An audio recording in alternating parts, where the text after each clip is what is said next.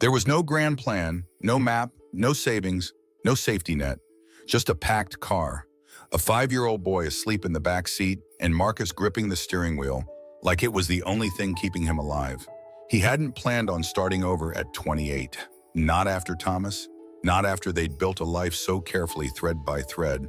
But Colorado promised quiet, and after losing his husband and nearly losing himself, Wyatt was the only thing Marcus was desperate for. He arrived in a town that looked like a postcard, snow-tipped roofs, small cafes with handwritten menus, and people who smiled but not too long. He didn't tell them he was gay.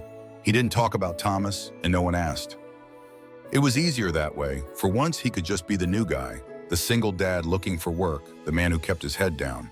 He found a job within a week, an artisan gift shop run by an older woman named Cheryl. It paid just above minimum wage but promised tips and stability. The shelves were lined with hand-carved soapstone bears and Colorado-themed candles. It was harmless, peaceful work, and it was enough. Marcus told himself he didn't need to be fully seen to feel safe, that he could swallow his truth for now, just until things settled. For his son's sake, for survival. Cheryl seemed kind, even warm, though her smile never reached her eyes. "We're a family here," she told him on his first day, gesturing toward the shop like it was a sanctuary. "We take care of each other." At night, after putting his son to sleep in the one-bedroom apartment they barely afforded, Marcus would sit on the floor and calculate rent, groceries, school supplies, gas. He didn't dream anymore. He calculated. Every dollar counted. So when Cheryl mentioned the job, included tips from customers paying by card, he felt a quiet relief. That extra 40 or 50 a week could mean new shoes for his boy, or a birthday cake in April, or a little less guilt when saying no to things other parents said yes to. For the first few weeks, things felt manageable. He kept to himself, worked hard, made small talk when necessary. No one knew he was gay. No one knew about the man he still talked to in his sleep, and Marcus liked it that way. He could pass, not in pride but in peace. But then his first paycheck came, and something was off. There were no tips, not even a line item for them. He thought maybe it was a mistake, maybe they added them later, maybe the system was old-fashioned. He waited a few days, asked Cheryl in the back room, careful to sound curious, not accusatory. "Oh, honey," she said with a smile dipped in condescension. "Those stay with the store, helps keep the lights on. You are lucky we pay above minimum, not everyone does." Marcus stood there, frozen. Not because of the money, but because something in her tone told him, "You won't be the first I silence like this. You won't be the last." He walked home that evening slower than usual. It was snowing lightly and his son was waiting at the window, face pressed against the glass. Marcus waved, then let the storm settle in his chest. He knew this wasn't just about dollars anymore. It was about dignity, about the way people like Cheryl saw people like him. Disposable, tolerated, easily erased. And for the first time in a long time, Marcus didn't want to survive quietly anymore. Have you ever traded silence for safety, only to realize it cost you more than you thought? Stick with Marcus. This story is just beginning. Marcus didn't confront Cheryl again right away. He'd learned long ago that when you're a gay man raising a child alone, and especially in a town that prides itself on being quiet, survival often meant learning when to nod and swallow. But something shifted in him that night. Not just about the tips, about everything. He had built a life once with Thomas that was full of dignity, softness, and truth. He had already buried a husband. He wasn't about to start burying pieces of himself just to keep a job. The following week, he started asking questions, gently, persistently, to Cheryl, to the 2 teenage girls working part-time shifts who rarely spoke above a whisper. Neither of them had ever received their card tips either.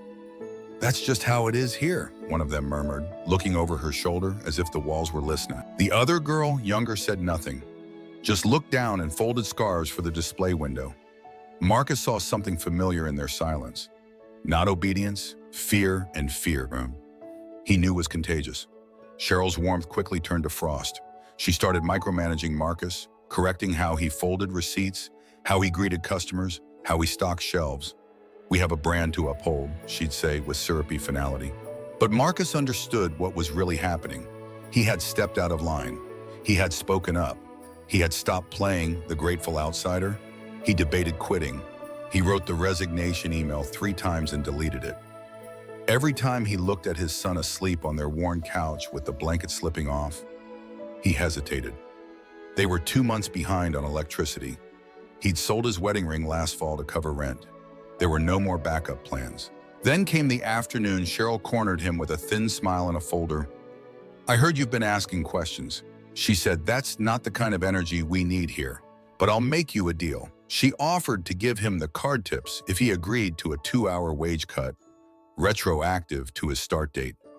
"You're lucky," she added.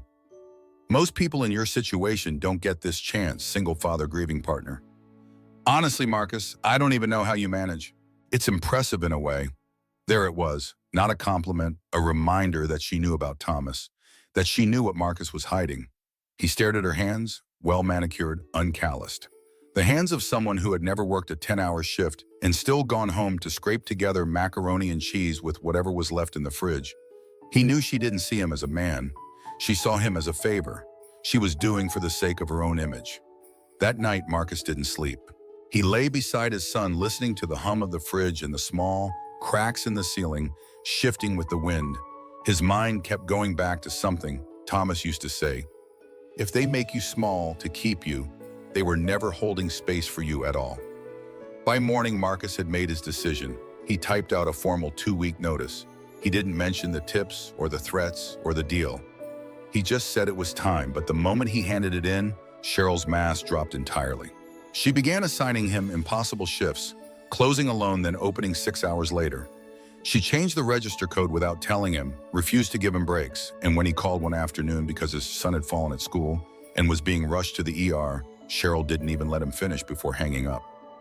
That night, Marcus cried, not because of the job, but because he had come to believe that hiding made him safe. And now he saw what it really did. It made him easier to erase. He wrote a post online, anonymous, no names. Just the facts about the stolen tips, the threats, the conditional generosity. He included nothing about being gay. Not at first, but by the end he added a line he didn't plan to. "I thought if I just kept my head down, they'd let me exist. I was wrong." The post exploded overnight. Hundreds of comments, dozens of messages from strangers sharing similar stories. But buried in the replies was one he didn't expect. A private message from one of the teen girls, short cold. "I saw your post. That was childish. Not everything's about you being gay. You made things worse." Marcus stared at her words, his fingers hovering over the keyboard. Then he closed the laptop and looked at his son, asleep again on that same couch, clutching a stuffed bear with a missing eye. He whispered, "They can say what they want, but I won't teach you to be small." Marcus hadn't expected the post to go viral, but when it did, something strange happened. For the first time in months, maybe years, he felt less alone. Strangers offered legal advice, emotional support, even stories of their own workplace exploitation. Some message just to say, "You're not crazy." That sentence alone held power, because for too long, Marcus had let himself wonder if maybe, just maybe he was. But Cheryl didn't stay silent. Within 48 hours, the messages began. From unknown numbers, from Facebook accounts with the same last name as Cheryl's. Accusations disguised as sympathy, threats veiled as concern. One message said, "You should be ashamed. She helped you out when no one else would. You even asked her for money, remember?" Another said, "Don't drag your sexuality into this. This has nothing to do with you being gay."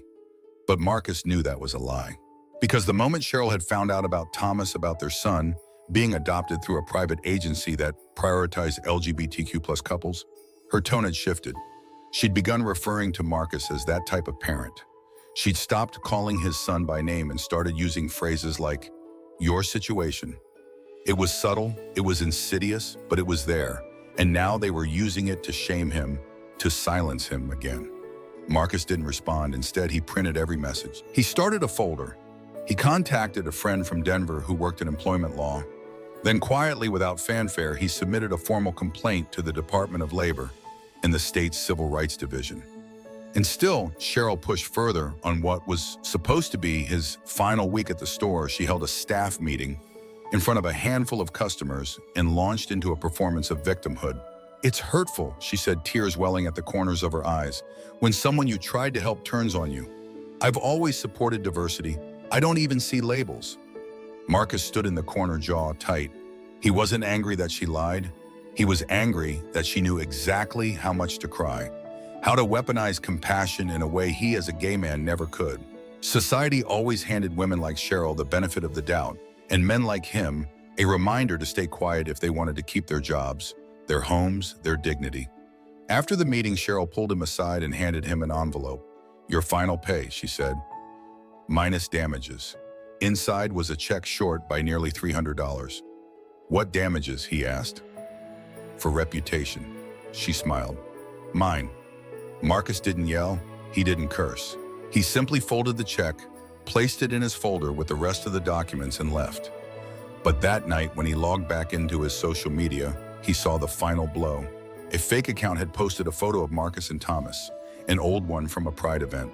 They were laughing, faces flushed with summer sun, holding their son between them in a rainbow onesie. The caption read, "This is the kind of person trying to destroy a small business." The post was shared hundreds of times. He received more messages, some vile, others just cruel. A few said what Marcus feared most: "You should have stayed in the closet." He stared at the screen for a long time, not because of the hate, but because of how easily it spread, how effortlessly people believed a stranger's sexuality made them unworthy of fairness, how they turned love into ammunition. But then something unexpected happened. One of the teenage girls, Emma, messaged him. She apologized for her silence, for the text she sent earlier, for not speaking up when Cheryl humiliated him. She said she'd read the comments and they scared her. But what scared her more, she wrote, was realizing how easy it had been for her to do nothing. "I want to help," she typed. "If you need someone to tell the truth, I'm ready." Marcus exhaled deeply.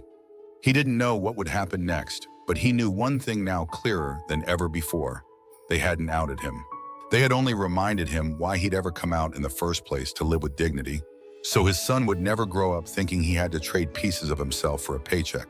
By the time the complaint reached Cheryl's desk, Marcus had already stopped expecting justice. He had told his story to the state. He had spoken to a lawyer. He had compiled screenshots, pay stubs, and testimonies. He did everything the right way, but still somewhere deep inside, he prepared for silence, for dismissal, for another system to tell him his pain wasn't a big enough deal. So when the call came, confirming a formal investigation into Cheryl's business practices and a request to speak at the upcoming local equity hearing, he stood in his small kitchen, holding the phone with one hand and a peanut butter knife with the other, stunned. The commission wasn't just opening a case. They wanted Marcus to speak publicly, not just about the stolen tips, but about what it meant to be a gay man silenced by a community that claimed to be inclusive, as long as people like him stayed invisible. He almost said no.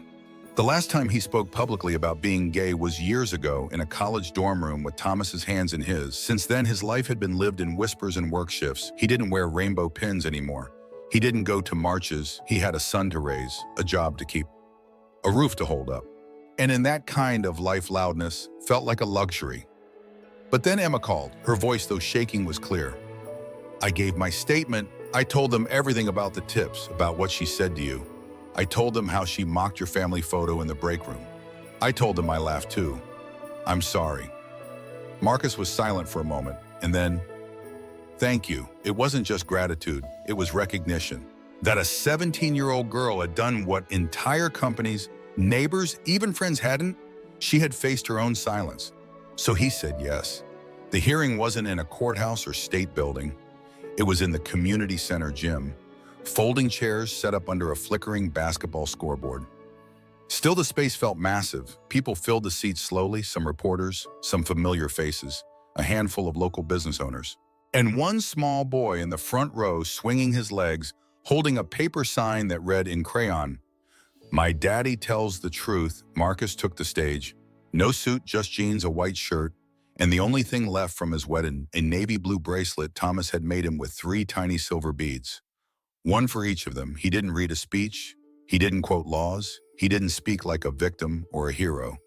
He told them what it felt like to need a job so badly you'd lie by omission. What it felt like to tuck away wedding photos, avoid questions at the playground, say "my partner" instead of "my husband," just to keep from being a problem. He told them how Cheryl used his identity against him, how she smiled while stealing, how she taught him that tolerance was just a mask for manipulation.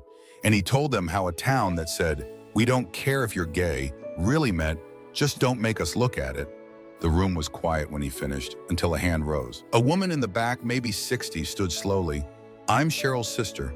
She said, "I came to hear both sides." She paused, then added, "I want you to know, I believe you, and I'm sorry for what she's done, not just to you, but to all of us." Marcus nodded. He didn't smile. He didn't feel triumphant. But for the first time in a long time, he didn't feel small. The story hit local news that night. Not viral, not national. Just enough for customers to stop shopping at Cheryl's store. Enough for 2 more former employees to come forward. Enough for the Department of Labor to freeze her business account. But more than that, it was enough for Marcus to realize something. He had not just survived the theft of his wages, he had survived the theft of his voice. And in reclaiming it, he wasn't just speaking for himself, he was speaking for every gay kid who had been told to stay quiet in the name of professionalism. For every single parent who had to choose between dignity and diapers. For every queer man who had traded visibility for rent money and prayed it would be temporary. That week, Marcus received an invitation to speak at a local LGBTQ+ youth event. "You're not famous," the organizer wrote, "but you said what we've all lived. That's more powerful than fame." He accepted. Not because he wanted to be a role model, but because he had learned something life-changing in the fire Cheryl tried to burn him with. There is no such thing as small when you speak the truth. The invitation came in a recycled paper envelope, the kind with uneven ink and a rainbow heart sticker. Sealing the flap, Marcus opened it, slowly standing by the kitchen counter as his son colored quietly at the table. The letter inside was simple, a request to speak at a local LGBTQ+ storytelling night, hosted by a community center 20 miles from town. "We'd love to hear your journey," it read. Not the polished version, the real one. He folded the letter and placed it next to the fruit bowl. He didn't say yes right away because truth, even when claimed, is still heavy.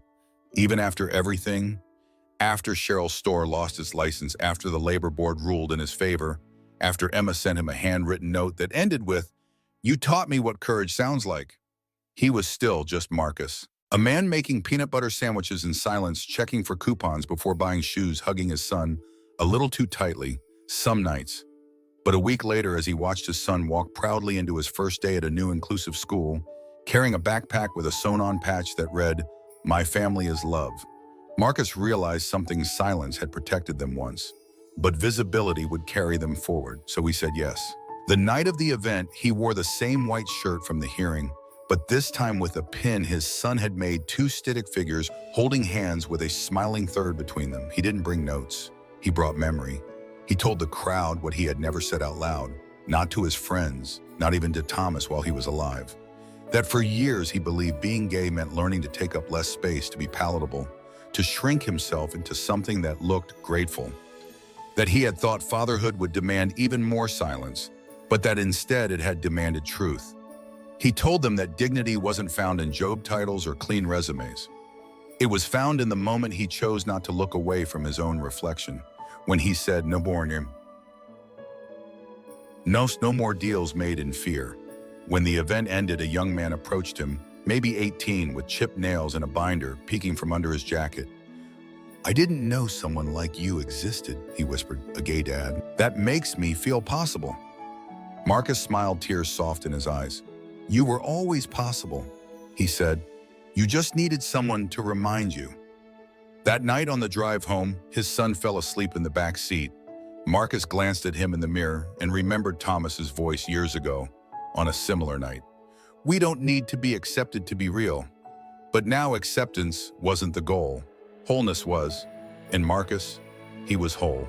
He went on to open a small bookshop 6 months later. Thomas and Son. Its walls were lined with shelves of queer authors, art from local youth, and a corkboard labeled "Letters We Needed." Every tip, cash or card, was split equally. Every story mattered. No one had to shrink. And every Saturday morning, a little boy in overalls would sit by the window waving at passers-by, proudly shouting, "That's my daddy's store." Marcus never tried to be a hero. He just stopped pretending survival was enough. How many of us have learned to be quiet just to be allowed to stay? What would happen if we chose truth over tolerance and built a life not just where we're accepted, but where we are seen? This isn't just Marcus's story, it might be yours too.